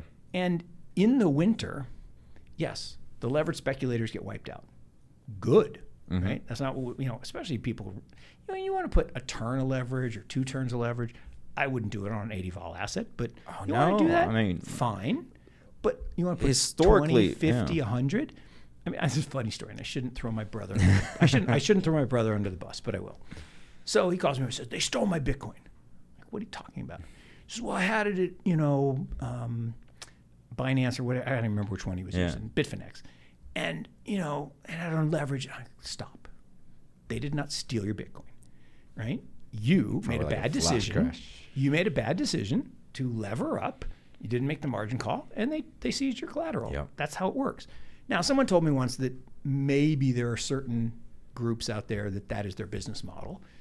And I'm sure, but you can probably do that on smaller coins, but not on the big ones. I mean, Bitcoin. Of course. And it happens in the stock market too, right? That people basically acquire collateral because they lure or tempt people to easy riches. So bad stuff happens. But my point there is that yes, you flush out the bad, but to your point about the building, what's left are the people who are committed to the space, the people who want to be involved, and the long-term holders and the believers in the ecosystem. And from that, you also see the weaknesses, right? You see the places where there's too much volatility, or there's a project that doesn't make sense, and we shut those down. And look, the problem I see in the traditional world is we live in a participation trophy world, right? Everybody wins, right? You're a crappy company, you can't cover your debt service, we'll just let you borrow more money. We'll just let you extend and pretend. That's a bad system. You gotta let failure fail. Yeah. You gotta let bad companies go away. You gotta let bad projects go away. And the thing I do like about the crypto ecosystem is it is more meritocratic in that the bad stuff does, in many cases, go away. Now, there's still a few, people hate me, but Doge and Shiba need to go away. Sure. But or Ripple. But there's a bunch of them. Yeah. And I don't get it, but okay. But, I think time does reflect truth over time. You've seen so many of these tokens that I've said for years are not worth anything. They slowly go down the ranks. Yeah. It's day after day, month after month. And ultimately, the stuff that has actual traction slowly rises to the top. Yep. And that's the way it is, in every technological evolution, is the really good stuff eventually takes over. And look, there were hundreds, literally hundreds of car companies in turn of the century. Today there are 3 or 4, and that's because the bad ones eventually were allowed to go bust. But today we got so many companies in fintech and tech that are allowed to stay alive. We got bad, over leveraged, financial services companies, or all kinds of things. And ultimately, it will sort itself out. And to your point, the cream will rise. Yep. The bad stuff will go away. And in the crypto space, the same thing will happen. What's interesting, though, about digital assets broadly, or crypto broadly, is people say, there's thousands of cryptocurrencies. I'm like, no, there's not, right? There's a handful of cryptocurrencies. There's a whole bunch of utility tokens. And yeah, a utility token is simply crowdsourced venture capital, pre-seed stage. What's the loss ratio on that? 97, 98? So yeah. But the ones that don't go out of business, you can make a lot. Yeah. You can make 100x, 200x, great. But you have to be a technological person to understand what's a good project, what's not a good project, or luck. Luck is good too. Although my favorite line on that is Hellman and Friedman said, I'm tired of people talking about, being the best. So you can try to be one of the best, but to be the best, you got to be the luckiest. And you can't control luck. They can't control it, yeah. And TJ said it best, right? I'm rather fond of luck. Seems the harder I work, the more of it I have. And Thomas Jefferson. And luck is real. Right? Luck is where preparation meets opportunity. Right? Yeah. And so I do think if you're in the ecosystem and you work, what does work mean? You network, you build relationships, you talk to other smart people, you seek out alternative opinions, you challenge your preconceived notions, you constantly stress test your hypothesis, and you don't just, cling to one singular idea, then over time you'll win more than you'll lose. One of the challenges for investors is we tend to do the opposite of what you should do. Peter Lynch said it best that to win, you need to pull your weeds and water your flowers. The average human does the opposite. They pull their flowers and they water their weeds because they're so afraid of losing what they've made. They sell the things that are rising. Right. It's up 20%. Let me take profit. Yeah. Meanwhile, the back that they failed for 3 years, 4 years, might even double down on it. Exactly. And that's the problem is I'm right. The market's wrong. You're never just right. Wait and see. Yeah, but the problem is crypto, I think, reinforces that to a degree because like the people that have made it through bear market, they said, look, I stuck with Bitcoin for 4 years and here I am. I'm right, pound my chest, right? Yep. And they think that translates to every other, shitcoin or whatever thing they're holding. And so how do you differentiate? Because I know actually, I think I listened to like a really 6-7-year-old interview with you and Raul Powell where you talked about, press your winners, cut your losers. Yep. You refer to the famous picture of Paul Tudor Jones, right? Where losers average losers. Losers average losers. So where do you draw the line of the difference between following conviction, like something like Bitcoin and bear market, and doing exactly what you'd say we shouldn't do? Fantastic. So there's a difference between trading and investing. Sure. And Paul's a trader, mm-hmm. right? So the losers averages really has to do more about trading. Same thing with winners press winners. Investing does have this, and this is a great question, has the subtle difference of if you have a fundamental thesis or hypothesis about a company, a project, an asset, and the price declines, you should actually acquire more. Now you say, Mark, you just said the opposite. You said you should cut your. No. What I said is when you're wrong about, and this is the subtle thing, right? Yeah. Well, how do you know if you're right or wrong? Well, you don't per se, except you can do the analysis again, right? You can do the analysis of Bitcoin, and you can look at the fundamentals. Like I was on TV, literally in the depth of the bear market in 2018, and I think the price literally it was December 6th, 2018. I think the price hit 3,200. Yep, I remember while I was on the show, and it was actually the day after we had issued the Morgan Creek Digital Bitcoin Challenge. We said we'll bet anybody. $1 million charity bet like Ted Seides had done with Warren Buffett. And I actually called Warren. Oh, really? And he said, yeah, I'll do it.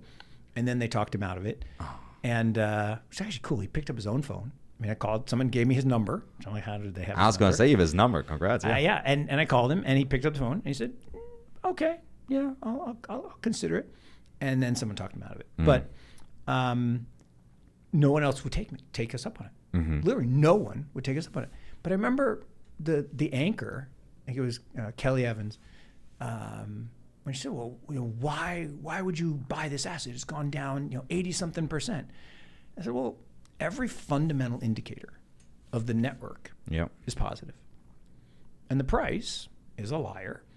And look, when the price was 20,000 in December 18th, 2017, I tweeted out, price is going to go down a lot, right? They just approved the future.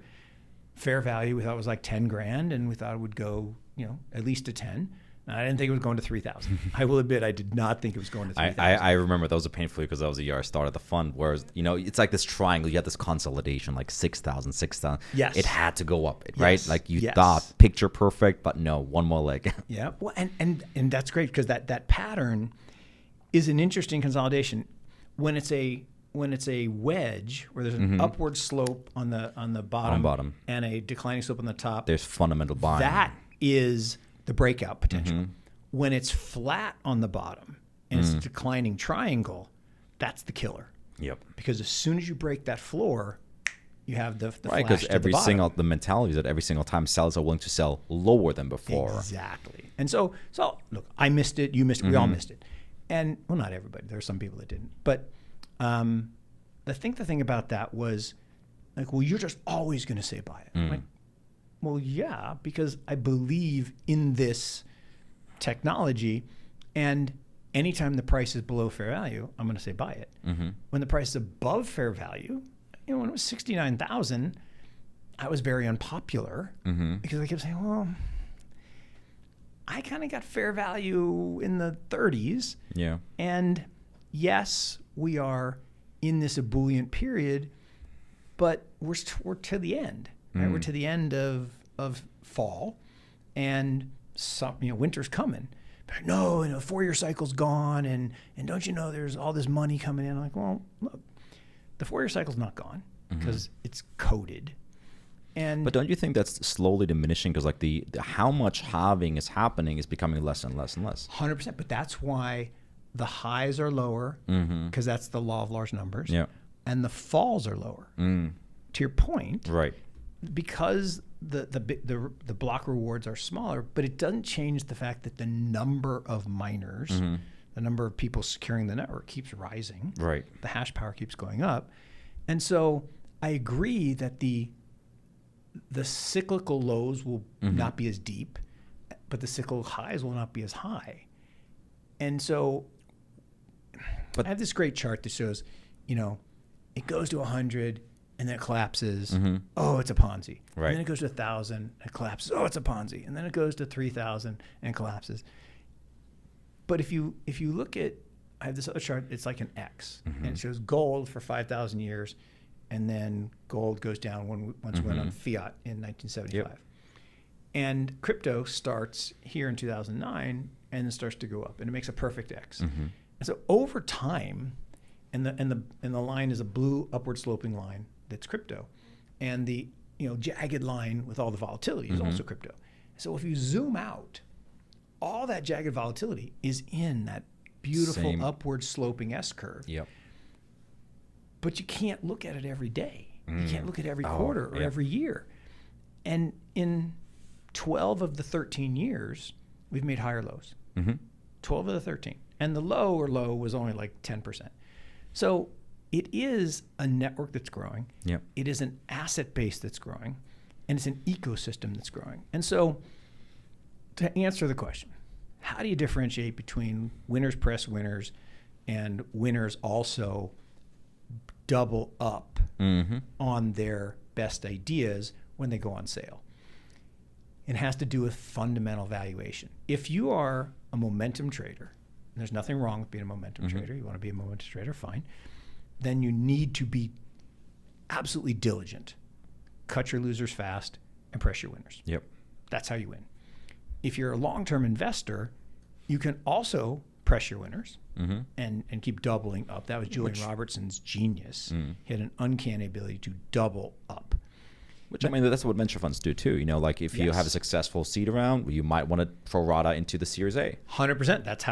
That's exactly what we do, right? Take BlockFi, right? We did Series B, and then we did the Series C, and then we did the Series D, and we'll do the Series E, and we'll, Series F, and hopefully then they'll be at some point IPO, yeah. Yeah. And that point is, I value that company. Now, the return on my Series E investment won't be as big as the return on my Series B, but it's a different time horizon too. And a different risk and at different that point. Risk reward, yeah. And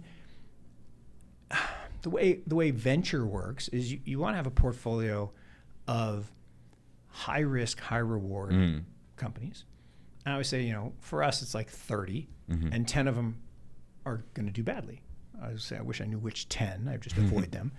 But of the 20, probably only a handful are going to be the really big winners. And again, if I knew which ones, I would supersize them, but I don't really know.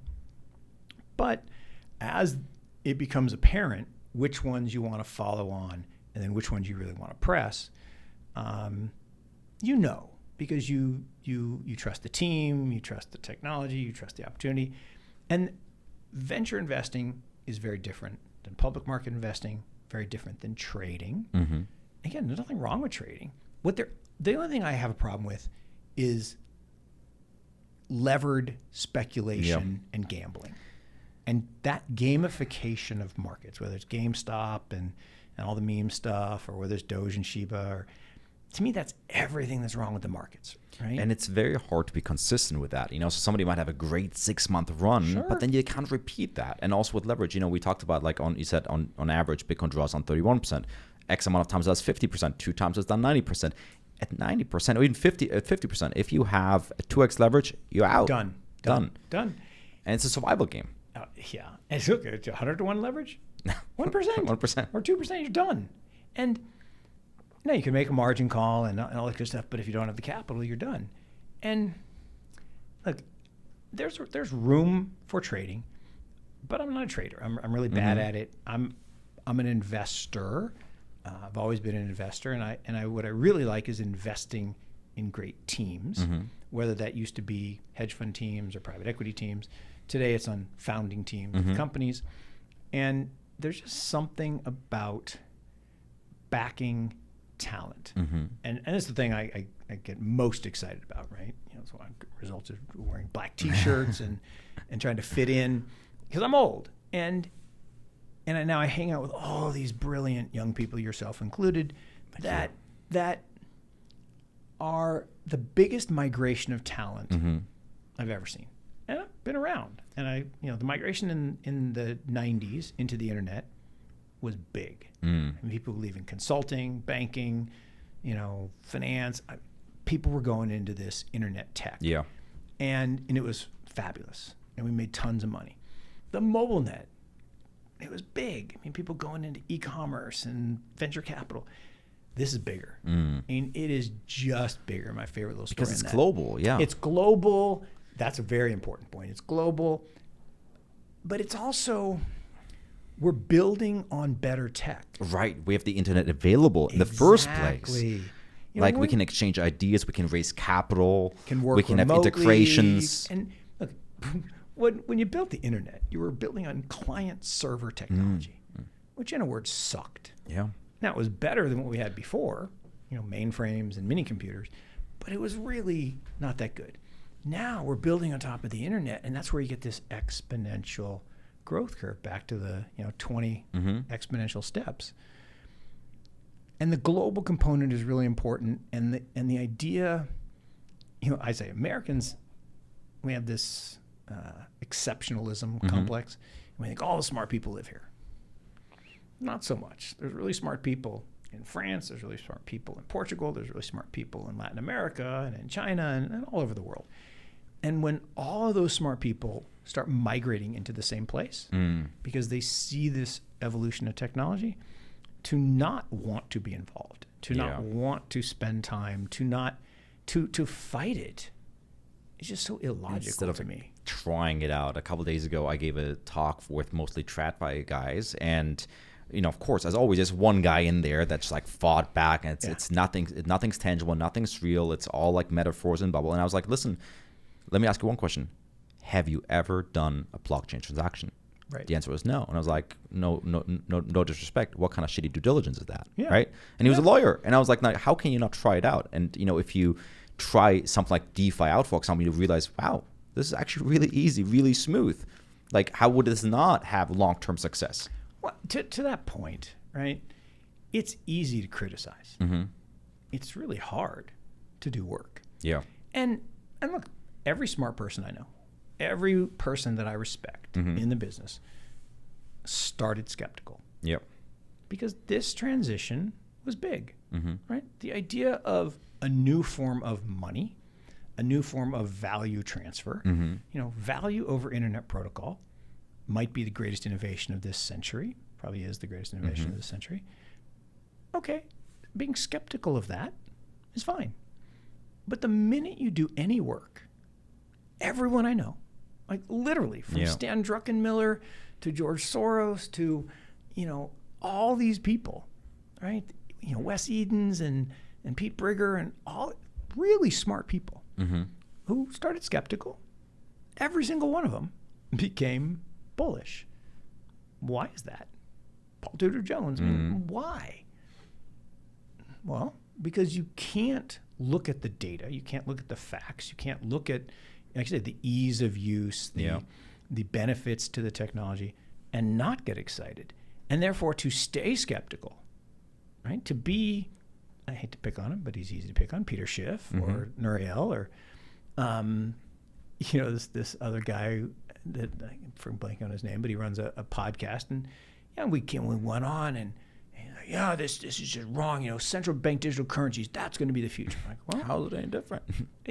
Yeah, and it's like, but they're not decentralized. They're centralized. And he's like, I don't care. That's going to be the future. I'm like, look, do the work. Yep. Spend the time, understand the technology, understand this innovation wave, and then come back. Right. And look, if you spend 100 hours and then let's see. Yeah. And I said, anyone who I respect who did that is now wildly bullish and hanging out here in Miami. And that's really cool, right? Is to see people from these other lives that I've been involved in now migrating here. And what is so hard for most people, and it's why the average person, doesn't become, I won't say super wealthy, because wealth isn't the only measure, but the reason they don't get involved in many things is because they can't imagine the unimaginable. That's really hard. Right? And look, I'm guilty as charged. I mean, I was an early investor in Google, and not for me personally, but for the university. Yep. I'm too stupid to do it myself. And that was UNC, funny, right? Yeah, I was at Notre Dame, all the way back at Notre Dame. And then what was funny is when it went public, right, it went from $100 to $50. Right? Like people were like, they have no revenue. And a friend of mine was a value hedge fund guy. He's like, look, here's my spreadsheet, and this thing's going to zero, and there's no way they're going to get monetization. I'm like, okay, good. He's a value guy. I'm a value guy. We're solidarity, and we're friends, and we've invested for years. And I'm like, okay. So I'm out in California, and another friend and a guy I've invested with for a long time, Glenn Kacher. Glenn says, Mark, you kidding me? It's $1,000 stock. I'm like, oh, Glenn, shut the frick up. It's $1,000? He's like, Mark, do you understand? They're changing the world. They're changing the way information is managed, and they will monetize like you have never seen. And he's a seer, right? Yeah. He's someone who could imagine the unimaginable. And I was stuck in this value, look at the numbers bias. And the other funny one on that is, so I went to the GMO conference. So I love Jeremy Grantham. Some people love him, some people hate him. The guy's a genius, been a great investor. And we say, but he's been wrong about this bubble. Yeah, whatever. He'll be right eventually. But he's been right about a lot of stuff and made a lot of money and billions of dollars and made lots of people like myself lots of money for our institutions. But I remember being at his conference a number of years ago, and he had this forensic accountant that worked on his staff, and he got up and he gave this long presentation about how overvalued Amazon was and how it was going down. And I'm like, gulp, gulp, gulp, gulp, gulp, like the fish on the, and I'm like, and it was literally like $100. Yeah. And now we're 3,300, 3,400, whatever. And it's like, no. You're looking at it from an accounting perspective, like an existing business, as opposed to thinking about the future, right? Saying that they don't make money. Okay, that was a factual statement. Right. But saying that they would never make money, this is the inability to imagine the unimaginable. It was the inability to intuit the vision of a founder to build the future. And I think the same thing is true here in crypto, in DeFi, in play to earn, in social tokens, and all of these things that you and I get to talk about. If you can't imagine a future where all assets, everything is titleable, will be a token. Oh, no, it won't be a token. That's a shiny little, no, not a shiny little gold thing. It's a medium. An entry on a ledger. Okay? An entry on a ledger that is unique. See, this is the thing. Eric Schmidt said what Satoshi Nakamoto did that's great isn't creating Bitcoin. That's good. But what's great is he created a way to have a unique asset in the digital world. He said a lot of companies will be built on that. A lot of big companies will be built on that. Yeah. And you think about that, it's like, yeah, that's exactly right. Because if you go from the analog world, right, analog record album, to the electronic world, MP3, I could make a copy of my MP3. I could send it to you, share it, and the music industry loses a lot of money. Now in the digital world, unique stream. You have to pay for your stream. I have to pay for my stream. Yep. And even better, because this can be on chain, the writers who actually wrote the song can actually get paid. Right. And that's pretty cool. And so now, in a world of money or value, the idea that everything, whether it's your marriage license, your driver's license, your house title, your car, your stock certificates, your bonds, that it's all an entry, perfectly encrypted, perfectly stored, transparent, that's big. I mean, like big. And so to not want to understand that, to not want to see that transition makes no sense to me.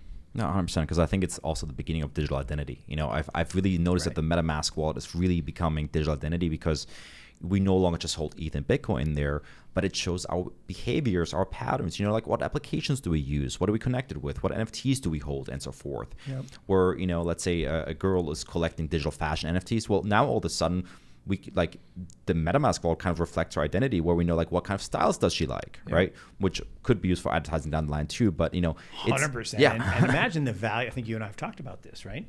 Cookies, great invention, so they can serve me up things that I like, but I can erase my cookies. Yeah. And now they're stuck. Well, if it's an NFT, I ain't erasing it. It's permanent.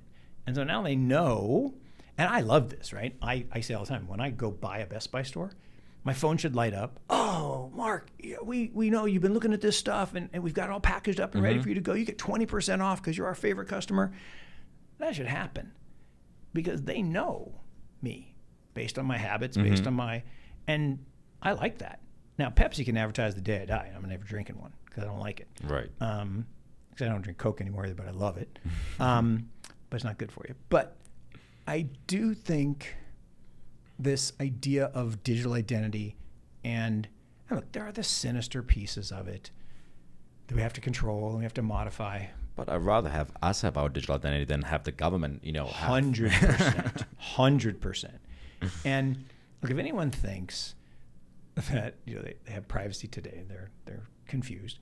And moving into a decentralized world definitely takes some of it back. It won't be all back, because we're still going to go over airwaves and wires, and there'll probably be some tracking. But at the end of the day, if you or I own something on chain, we own it. Yep. And that ownership world that we're shifting from, for basically we're renting stuff now. And the thing that's really crazy is that, you know, we've all become, and Jimmy Song uses the word slaves, which I think is a little bit strong, but we actually kind of are to these big corporate tech companies. Yeah. In the digital world, think of everything you post, right? You're posting all these pictures and people look at it and it gets engagement. Well, who benefits? Not you. No. The company. And the one thing that we think we have is, let's say, the followers, but we've even many times seen that, you know, platforms take people down. So all of a sudden, well, actually, you don't own. Yeah, you don't even own those. You're renting them. You're right. renting them. And going from a rental world to an ownership world. Now we got the whole New World Order wants us to be in a rental world and not own anything. But to me, this is the great way to fight back. Correct. Against all that nonsense. And anyway. Yeah. Before we wrap up, I got like 3 questions I wrote down from the conversations, because like there were so many times we started one topic and then we shifted over another one. So I try to capture them. You know, we talked about the 4-year Bitcoin cycle. The one pushback I had: do you think that Bitcoin still affects the rest of crypto? You know, does it? Great question. I do, and the reason I do is, I think wealth is created by this incremental expansion of the blockchain, the Bitcoin blockchain, and the network value. And that wealth, some of it gets or got converted to these other things. Reinvest, right. Whether it was Ethereum or others. And then those actually did better, right? You know, and it's just the law of small numbers versus large. Right. Right? The early investors in Bitcoin had huge returns. But to come in now, you can still have big returns. Still, I think you make 10 times your money, but you're not going to make 1,000 times your money. Right. And Ethereum started later and then had big returns, and then there have been other projects that have done well. And so I do think there's a a waterfall cascade, right, where some money gets redeployed. I also think it's like, I used to describe it as, probably not politically correct, but like Saudi, right? There's the king, the crown prince, and all the other princes that hate each other. Right? There's 6,000 princes, and they all hate each other, right? Why? Because they all want to sell their oil, not the other prince's oil. The king is what really matters. Crown prince kind of matters. It's like Bitcoin, Ethereum, and everybody else who hates each other. And it's not 100% true, but I do think that Bitcoin is still that perceived safe haven, and I do think you get an ebb and flow in expanding liquidity environments and expanding markets, spring and fall. You're going to see money shift out of Bitcoin into these other markets. In winter and summer, where it's either too hot or too cold, I think you're going to see money shift back into the safe haven. And I think that's why there's still some people talk about alt season. Well, okay, what do you mean alt season? Alt to what? Yeah. Because by now there's too many subsectors. Like, I think that's a very 2017-18 saying. Exactly. When now there's like, well, you've got DeFi, you've got the metaverse, you've got other layer ones, you've got privacy, D-Web, so forth. And ultimately, you've got a symbiotic relationship between the developer core and the people who've come in to build asset management businesses and things around the Bitcoin ecosystem. Then you've got the venture capital core and the developers that are building all these other things. And there's I use the example of the internet, right? You got TCP/IP at the bottom, you got FTP for files, you got HTTP for websites, you got SMTP for email, you got www. Ties it all together. So to me, you got Bitcoin at the base layer, you got Filecoin like FTP, you got Ethereum as www. And then who wins HTTP, SMTP?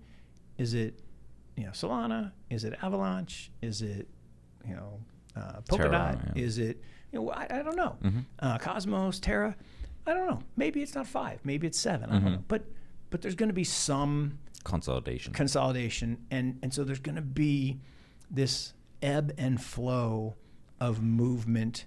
And when you have wealth creation opportunity, right? Technological innovation, it will draw talent. That talent is going to try stuff. Some will succeed, some will fail. The failures will try again. And so, yeah, I definitely think Bitcoin influences the other markets because that 4-year cycle that's coded, I don't think goes away. I know some people think it's going to go away. I don't think it goes away. Now, I do think, as we talk about, it will be a lower volatility sine wave or a lower amplitude. It's like we've seen that kind of chart. Where it's exactly. Like, yeah. And so it's a long-winded way of saying, yes, I think they're related. I do think there's independence in that I think we can make great investments, to your point, in metaverse, in gaming, in social tokens that have nothing to do with Bitcoin. Now, the question of the panel today is, is the Bitcoin stablecoin going to replace all these Ethereum stablecoins? We'll see. We'll see. No, we'll see. Would you consider Ethereum flipping Bitcoin? Yeah. So it's, again, because that would change the king dynamic of the Saudi prince example. It would for sure. And yeah, I would have to think about that, because ultimately I view it a little different in that in the internet world, we can't value TCP/IP because it's not a token, right? It's not valuable. And there's no capture either, yeah. Right, there's no capture. And so who got rich? Not the inventor, not Vint Cerf, and certainly not Tim Berners-Lee, but who got rich? Zuck and everybody else who built apps. I think here it's a little different in that we're so obsessed with market cap that sometimes we talk about things like flippening. And at the end, if Ethereum is this ecosystem or toolkit that allows other things to be built, or Solana or Avalanche or these toolkits, they could, if they structure their tokenomics right and share in revenues, and they could become very large. Now, if they became larger than Bitcoin, did they become the king? Or is Bitcoin king permanently because it's the perfect store of value and it is money? Mm-hmm. For me, that stays king. Now, the crown prince is still important, and maybe there are multiple crown princes even. But I'm torturing that analogy. But it's to be seen. But we'll see what happens. Now, last question. You've invested with a lot of, big name managers as well, not just founders, but also managers. I think Ken Griffin you've invested in. I heard in podcast. I think Joan Robertson. Yeah. Right. Even in the crypto space, you invested Kyle's fund, Multicoin, when they were very small. I think the $17 million. All right, $17 million $2 billion. to $2 billion. All right. So clearly you have a knack for finding good managers. What makes a good manager? I appreciate that question, and I say it all the time. I had the best job in the world. 35 years, I've been paid to travel around the world, talk to the smartest people in the world, and give them money. That's an awesome job. And just very lucky. And so I have been fortunate to have met the very smartest, and also some of the not so very smartest, and some of the not so very good people. And I've been pretty fortunate. I didn't get them all. Certainly, no one can. But I've been really lucky to have invested with some of the really greats. I mean, and what's been great for me, like Julian Robertson, right? He didn't have to become a mentor, right? I was nobody from nowhere, but I worked at his alma mater, and so I had access to maybe the most legendary hedge fund manager in the world for 20 years. I could go to his office anytime. He spun out 36 firms that now control 10% of all the hedge fund assets in the world. We backed almost every one of them when they started, from Lone Pine to Blue Ridge to Maverick to Pantera to all these guys. And they were spectacular because Julian was the greatest identifier, trainer, and backer of talent the hedge fund world's ever seen. Full stop. And that teaches you something. So the question, what makes a great manager? Actually, there's a book called Hedge Hunters by Kathy Burton. And it's basically a profile of all these great investors, Julian and Dwight and Lee and Michael and all these great investors, Paul. And when you can be known by your first name, it's a really good thing. When you can be known by your first name, yes, of course, right. That's like Paul, God right. status. You say Paul, I'm talking about Paul Tudor Jones, or I say Julian, Ray, or Michael, Jordan. And so when you can be known by your first name, it's pretty good. But the intro to the book is actually Kathy interviewing me on exactly this question: what makes a great manager? Because I interviewed and allocated to all these great managers. I was very fortunate to do that, and I talked about probably a dozen things, but the number one, and again came from Julian, is competitiveness. And there's a close second and third, but number one was competitiveness, and it's not.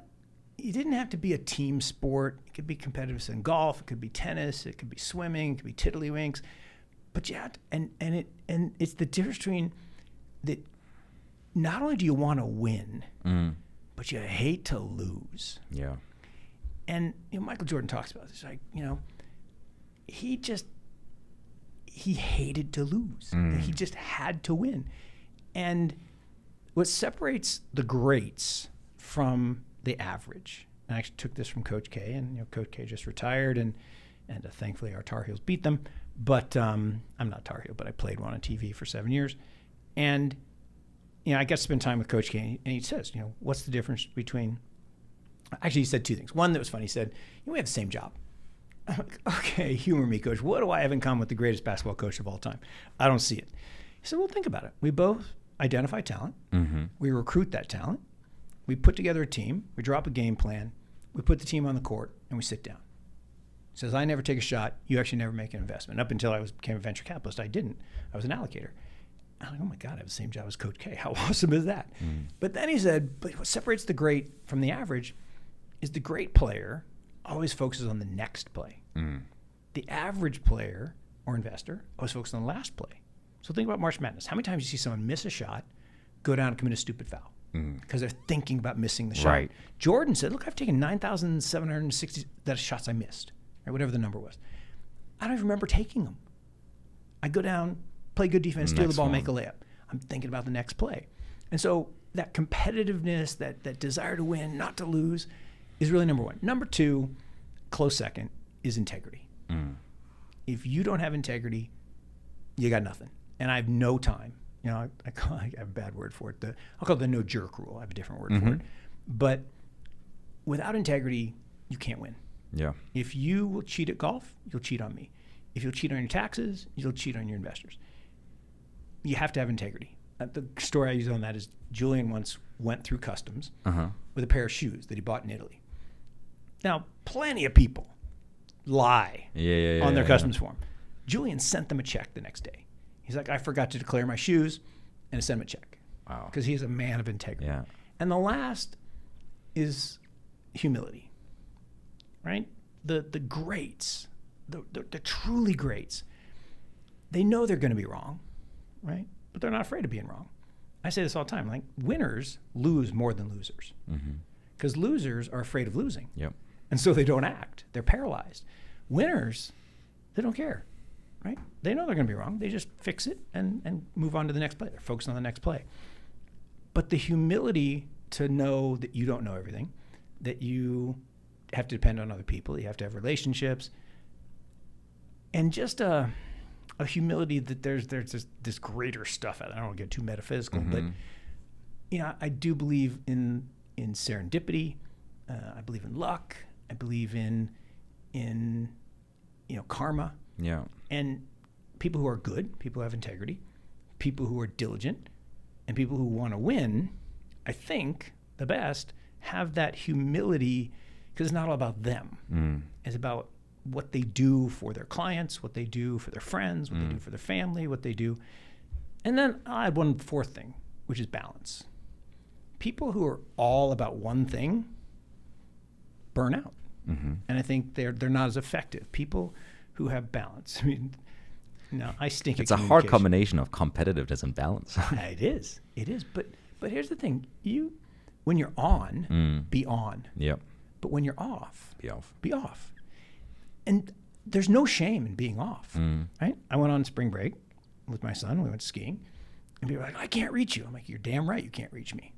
And this comes from my first boss. My first boss, when I got my first, he's like, look, if you can't disappear off the face of this planet for 2 weeks, you're underpaid. Because if you're so damn important that everyone has to, be at you 24/7, you're underpaid. And so the ability to get away, to recharge, and for me, there's this thing called Solitude and Leadership, written by William de Riesewitz. It's the best 7 pages I've ever read on leadership, and it talks about this need, particularly in the world in which we live, to step away, to get into the wilderness, to get to the outside, to get to be alone in solitude. And from that solitude comes strength to lead, to invest, to have clarity of thought. And so all of that kind of wraps up into what makes people great is that balance of those things that I talked about, and that ability to really work hard when you have to work hard, to respect others' opinions, to be humble, to have integrity, but to want to win. Yeah. Winning's good. I think it is, especially to the competitive types where it's like you kind of have to, you'll keep pushing until you get it. And then when you have it, think of a Tom Brady, it's like, you don't just do it for the one. It's like you do it to prove that you can do better, that you can do it again. Always. And the great thing about this business that we're in is you get to do it over and over. Because you're only as good as your last trade. And the best part, it's for life, right? My hero, right? Went in the office every day till he was 96, Roy Neuberger. Managed his own money till he was 101, finally passed 107, God rest his soul. And he said there are 3 rules for managing money. Rule number 1, don't lose money. Rule number 2, don't lose money. Rule number 3, don't forget the first 2 rules. But the key was, in this business, you get better the longer you're in it. Yeah, the more you do. And not everybody gets better. The way you get better, I talk about Coach K, but the other guy who was great was Dean Smith, and there's a thing called Ralph. So when you make a mistake, you need to Ralph. You need to recognize it, okay? Admit it really hard. Admit that you made a mistake. Learn from it. Yep. Forget it. So back to the focus on the next play. And so those of us in the business, we're going to make mistakes. We're going to learn. And my other favorite line on investing from a buddy hedge fund manager that said, with every investment, we get richer or wiser. Never both. Never both. Because when you make money, I go, look how smart I am. When you lose money, you're like, oh shit, what did I do wrong? I need to analyze it. And so you get wiser because you study it. And so I'll leave you with those thoughts. I appreciate the opportunity to chat all day. Of course. I know. We have parties to go late into the night. Well, you're going to go late into the night. I'm not going late into the night. Listen, but I want to say one quick note before we wrap up. I want to say a big thank you to you, not just for the time here, but actually, I think most people don't know this. In fact, maybe you don't even know this, but like you had a really big impact on my life. On August 7th, 2020, you cold tweeted me. I did. You did. And you said like, hey, Felix, like I'll be in Santa Monica for 3 weeks. Like let's link up. Yeah. And, at the time I was still, I'm still an emerging manager, but like even more so then, fund was pretty small. I had like a team of 1. And certainly I think the biggest thing was like I had a chip on my shoulder was like, I'm not ready to talk to institutional money. And, although the fund started by like, a very rich person talking me into it, it was actually you that kind of like me realize like, hey, I'm ready for this. And like if you ever were to look at like, the chart of our fund, there's like this inflection point, which was our meeting. Because like I came home and I was like, I'm ready now. And I started like taking calls, sending out emails. And I was, we like 40x since our meeting. So like definitely want to say a huge thank you for like instilling that on me, because like nobody from my family came from finance. I didn't study finance college. I didn't work in TradFi. So, when you and I sat down, I think I showed you my performance. You're like, hey, you're actually pretty good compared to even like some of the funds I've looked at or invested in. I was like, okay, maybe I'm ready. So thank you. I appreciate you sharing that. And that was an important meeting in sense of one, it was in the middle of COVID. And the funny part of that story is my daughter was having a baby. That's why we were going to be in Santa Monica for 3 weeks. And we literally got in a car. We drove from North Carolina across country, hung out in Santa Monica for 3 weeks, and we got together. And the reason I sent you the cold text was that I was so impressed on what you shared online on Twitter, where I meet all my friends now, and just again, you had a mature way of thinking about the world, and then the chance to get together, further solidified that, and we've stayed close for a lot of years. So, but I appreciate you sharing that. I did not know the data. I like the data, and I love the hockey stick. So that's great. Yeah, thank you so much. Couldn't happen to a nicer guy. What's the best way for people to get in touch with you, learn from you? DM me on Twitter at Mark Yusko. I stink at email. I'm pretty good at texting. I won't give my mobile number here. Probably not on the YouTube. I'll do a DM. Yeah. I mean, if you get to me DM, I'll give you my mobile and we can text. But morgancreekcap.com is our website. And I'm on Twitter a lot. My wife says too much. But it can never be too much because it's about community building. It's about relationship building. And relationships are power. I don't mean power in the sense of evil power. I just mean they're power in the sense that you learn, you grow, you expand your network, and you get opportunities to do stuff like this. Awesome. Well, thank you so much. All right. Thanks for coming. Thank you. All right.